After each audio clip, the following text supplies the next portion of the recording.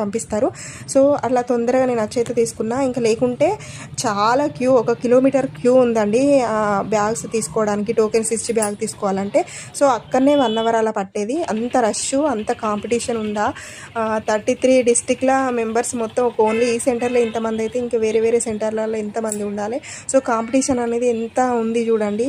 అంత బాధలు పడుకుంటూ కూడా రాస్తున్నారు. సో మనము అందులో ఎందుకు ఉండకూడదు అన్న ఆలోచన మనలో కలగాలి అని చెప్పేసి నాలో చాలామంది ఉంటారు. సో వాళ్ళకు కూడా మోటివ్గా ఉంటుందని నేను ఈ వీడియో అయితే అప్లోడ్ చేశానండి. ఆటోనైతే బస్ స్టాండ్ దగ్గర డ్రాప్ చేసింది ఇంకా సెంటర్ వాళ్ళని అందరినీ.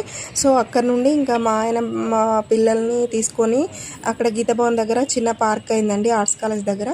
సో అక్కడనైతే వాళ్ళను ఆడిపించుకుంటూ ఉన్నారు. సో నేను అక్కడికి వెళ్ళాలి. ఇంకా నువ్వు తీసుకురాకు, ఇంకా నేనే వస్తా అని చెప్పేసి నేను బస్ స్టాండ్ నుండి ఇంకా గీతాభవన్కి ఇలా సైడ్కి నడుచుకుంటూ వెళ్ళేటప్పుడు ఇలా అన్ని రంజాన్లు, ఇంకా కుండలు, మట్టి కుండలు